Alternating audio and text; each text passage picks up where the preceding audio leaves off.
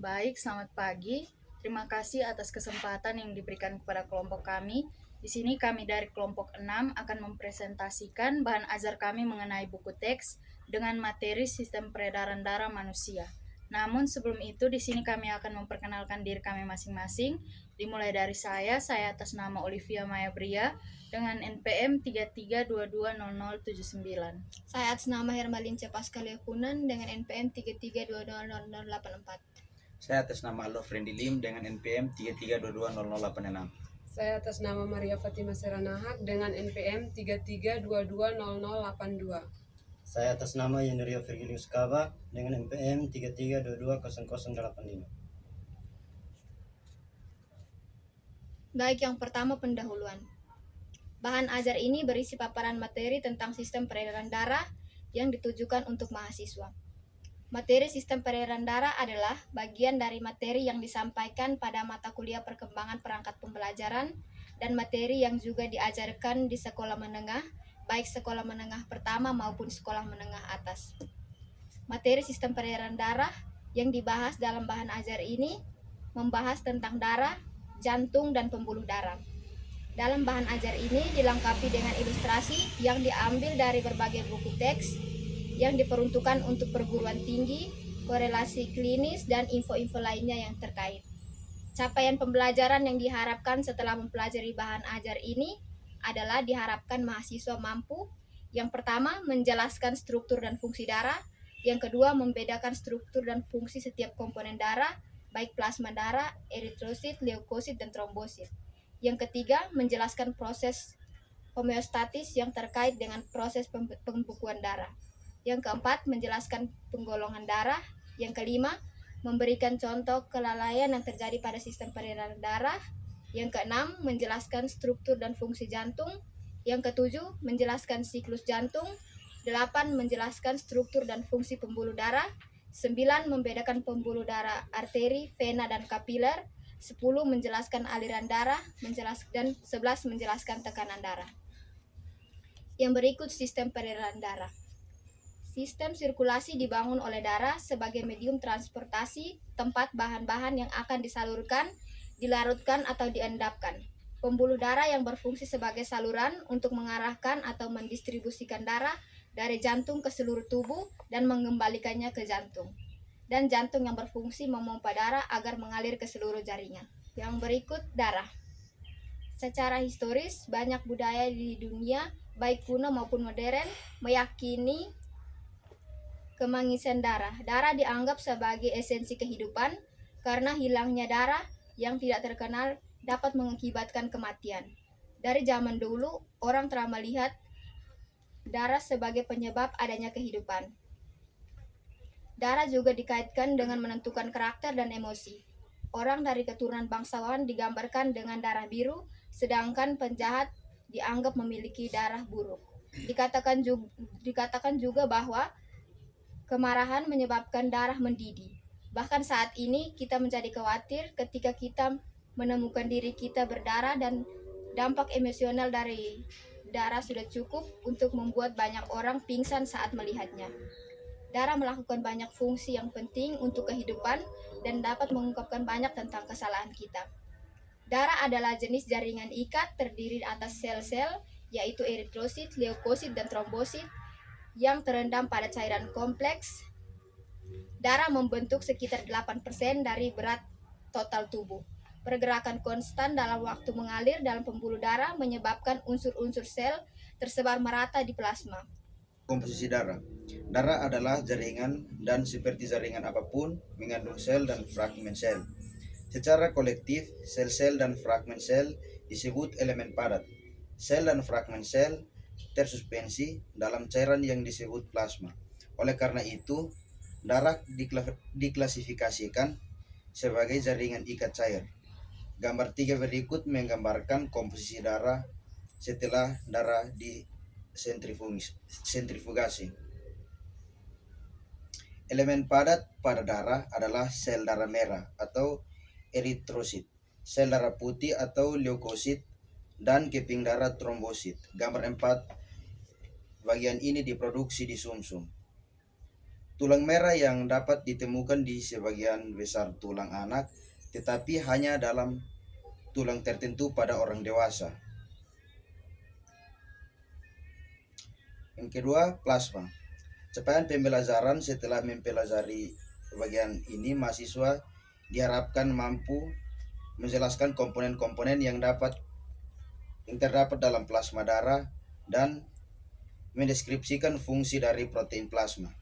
Jika sampel darah sentrifugasi, terlihat pada bagian teratas cairan berwarna kuning pucat yang volumenya sekitar 55% dari volume total.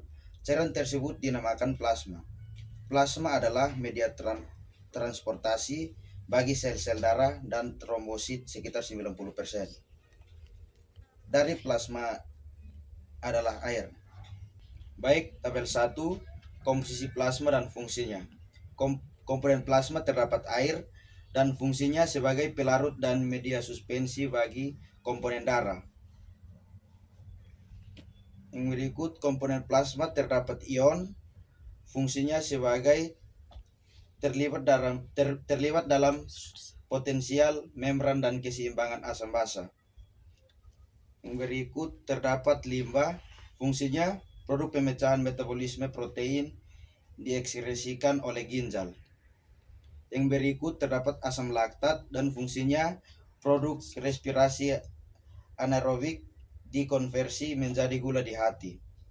Yang terakhir, terdapat substansi pengatur. Fungsinya mengkatalisasi reaksi enzimatik, merangsang atau menghambat fungsi hormon. Yang ketiga, sel darah merah. Sel darah merah yang paling banyak adalah sel-sel darah merah atau eritrosit dengan presentasi sekitar 99,9% dari seluruh elemen padat darah. Setiap laki-laki dewasa dalam 1 kilo mikroliter atau 1 mililiter kubik darahnya mengandung sekitar 4,5 sampai 6,3 juta eritrosit, sedangkan perempuan dewasa mengandung 4,2 sampai 5,5 juta eritrosit. Jumlah eritrosit yang lebih tinggi pada laki-laki karena laki-laki memiliki tingkat metabolisme yang lebih tinggi daripada perempuan dan konsentrasi eritrosit yang lebih besar diperlukan untuk menyediakan oksigen yang dibutuhkan metabolisme sel-sel. Setetes darah mengandung sekitar 260 juta eritrosit dan rata-rata darah orang dewasa mengandung 25 triliun eritrosit. Berikut struktur eritrosit yang normal berbentuk cakram atau piringan yang di bagian tengah kedua sisinya mencekung atau bikonkav dengan diameter sekitar 7,5.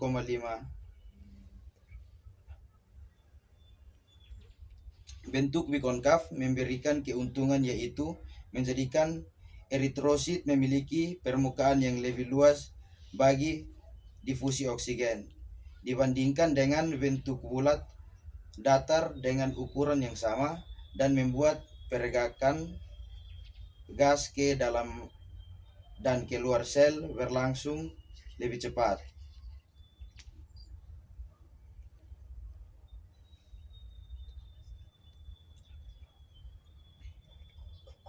Yang berikut, hemoglobin. Hemoglobin terdiri atas dua bagian, yaitu globin, suatu protein polipeptida yang sangat berlipat-lipat. Gugus nitrogenasa non-protein mengandung besi yang dikenal sebagai hem atau heme, yang masing-masing terikat pada suatu polipeptida. Setiap atom besi dapat berkaitan secara reversibel dengan satu molekul oksigen. Dengan demikian, setiap molekul hemoglobin dapat mengangkut 4 oksigen karena oksigen kurang larut dalam darah. 98,5% oksigen yang diangkut dalam darah terikat pada hemoglobin. Yang berikut itu ada gambar molekul hemoglobin. Jadi ketika darah mengalir melalui paru-paru, oksigen berdifusi dari ruang udara di paru-paru ke dalam darah. Selain mengangkut oksigen, hemoglobin dapat berikatan dengan karbon dioksida. bagian ion hidrogen atau asam H+ dari asam karbonat yang terionisasi yang dibentuk dari CO2 pada tingkat jaringan. Enzim karbonat atau anhidrase berperan penting dalam mengangkut CO2. Enzim ini mengkatalis reaksi kunci yang akhirnya menyebabkan perubahan CO2. Hasil metabolisme menjadi ion bikarbonat atau HCO3, yaitu bentuk utama transportasi CO2 dalam darah. Yang berikut itu ada anemia. Dalam kondisi normal, tingkat hemoglobin darah adalah 12-17 gram per 100 ml. Pada penderita anemia, jumlah eritrosit sedikit atau sel-sel eritrosit tidak memiliki cukup hemoglobin. Anemia dapat diklasifikasikan dalam salah satu dari beberapa kategori yang akan diuraikan. Yang pertama ada anemia gizi, yang kedua ada anemia perniciosa, yang ketiga ada anemia aplastik, yang keempat ada anemia hemolitik, dan yang terakhir ada anemia sel sabit atau sickles cell anemia. Yang berikut itu jantung. Jadi capaian pembelajarannya di sini, setelah mempelajari bagian ini, mahasiswa diharapkan mampu yang pertama mendeskripsikan struktur dan fungsi jantung, yang kedua menjelaskan siklus jantung. Jadi jantung merupakan pompa otot yang luar biasa yang menghasilkan gaya yang dibutuhkan untuk mengedarkan darah. Jantung berdenyut sekitar 72 kali per menit. Tidak pernah berhenti setiap waktu dan tidak merasa kelelahan. Yang berikut struktur jantung. Jantung atau bahasa latinnya cor adalah organ yang berotot yang memompa darah lewat pembuluh darah oleh kontraksi berirama yang ukuran jantung bervariasi sesuai dengan ukuran tubuh. Jantung dewasa berukuran sekitar 9 cm, lebarnya N 13 cm dari dasar ke puncak dan 6 cm dari anterior ke posterior. Beratnya sekitar 300 gram. Yang berikut itu ada pandangan anterior jantung manusia. Yang berikut letak jantung. Jantung terletak di dalam rongga dada di bagian mediastinium di antara paru-paru di balik tulang dada atau sternum. Yang berikut ada penutup jantung. Seperti semua pompa, jantung mengandung katup yang memungkinkan darah mengalir hanya ke arah melalui jantung. Kedua jenis katup jantung adalah katup anteroventrikular atau AV dan katup semilunar. Anteroventrikular merupakan katup antara atrium dari ventrikel. Katup terbentuk dari jaringan ikat fibrosa. Setiap katup memungkinkan darah mengalir dari atrium ke ventrikel, tetapi mencegah aliran balik dari darah ventrikel ke atrium. Katup AV antara atrium kanan dan ventrikel kanan adalah katup trikupsit, dan katup bikupsit atau mitral terletak antara atrium kiri dan ventrikel kiri. Yang berikut katup semilunar terletak di basis arteri besar yang membawa darah dari ventrikel. Katup semilunar paru terletak di dasar batang paru yang membentang dari ventrikel kanan. Katup semilunar aorta terdiri di dasar aorta yang membentang dari ventrikel kiri. Setiap katup semilunar terdiri dari 3 daun katup yang tersusun dari jaringan ikat fibrosa. Katup semilunar memungkinkan darah dipompa dari ventrikel ke arteri selama kontraksi ventrikel. Setiap katup ini mencegah aliran balik darah ke arteri ke ventrikel selama ventrikel relaksasi. Yang berikut itu pembuluh darah. Rute yang diambil oleh darah setelah meninggalkan jantung memberikan kebingungan selama berabad-abad. Yang berikut itu struktur pembuluh darah. Yang pertama itu tunika interna atau tunika intima. Adalah lapisan bagian dalam pembuluh darah yang terdiri dari epitel squamosa sederhana yang disebut endotelium yang terletak di atas membran basal dan lapisan tipis jaringan ikat.